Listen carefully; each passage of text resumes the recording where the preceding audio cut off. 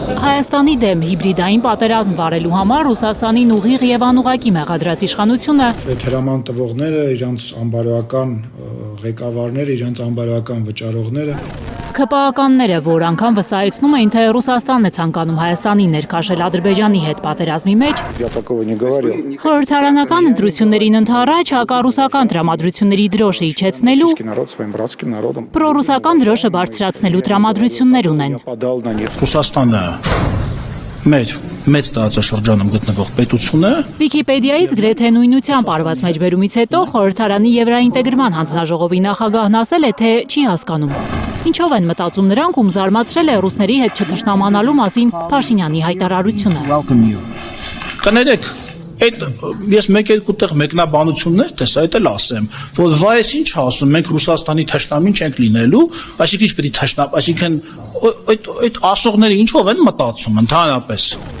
Ռուսաստանում փակ դռների հետևում հանդիպումներից ռուս լրագրողների անհարմար բեքգրաունդներով հարցերից հետո է խորհրդարանի նախագահի կուսակիցներին ասել քաղաքական նոր քամին։ Ցանկացած բյուրոկրատական համակարգ ինքը այնքանով է կուռ, որքանով հավատում է իր առաջնորդի ապագային եւ նրա քաղաքական կուրսի ճշմարիտ, այսպես ասած, լինելուն, արդյունավետ լինելուն։ Մոսկվան արդյունքներին չի հավատում։ Պատահական չէ քաղաքագետ Բենյամին Մաթևոսյանի համար, որ Մոսկվայում Ալեն Սիմոնյանին չի ընդունել իր ռուս պաշտոնակից Պետդումայի նախագահ Վյաչեսլավ Վոլոդինը։ Կա նաև որոշակի քաղաքական հետագիծ, իրենք էլ արդեն համարյա 8 տարի իշխանության են եւ այդ քաղաքական հետագիծը բոլորի համար ակնհայտ է։ Իսկ այդ քաղաքական հետագիծը ոչ միայն ռուսաֆոբական է, ինքը նաև պրոթուրքական է։ Ռուսաստանում այս ամեն ինչը չեն կարող չհասկանալ։ Ռուսաստանը ժամանակավոր սև ցուցակից անելու Փաշինյանի քայլը նախընտրական է, համոզված է Բենյամին Մաթևոսյանը։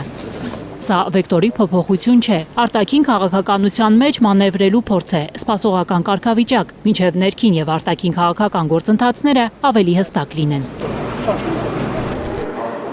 Խորհրդարանական ընտրություններին ընդառաջ Նիկոլ Փաշինյանը նաև փորձում է բարձր պահել պետական ապարատի կառավարելիությունը։ Երկար տարիներ Նիկոլ Փաշինյանը կարողանում էր պետական ապարատին, նաև պատժիչ պետական ապարատին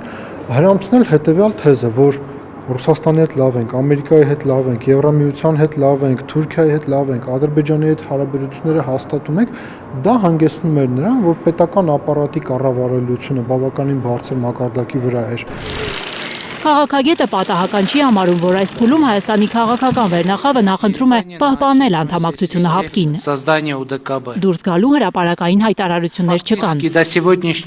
Սակայն Փաշինյանի համար անխուսափելի է լինելու որոշումը գնալ եվրոպական ինտեգրման ճանապարհով, թե մնալ ԵԱՏՄ-ում։ Գանա Մովսիսյան, Միլենա Պողոսյան, Անի Ղանդիլյան, Հայլուր։ Հայաստանում եւ աշխարհում տեղի ունեցող իրադարձությունների մասին առաջին իմանալու համար բաժանորդագրվեք մեր ալիքին, սեղմեք զանգակը, որ բաց չթողնեք ամենահրատապը, ամենակարևորն ու հետաքրքիրը։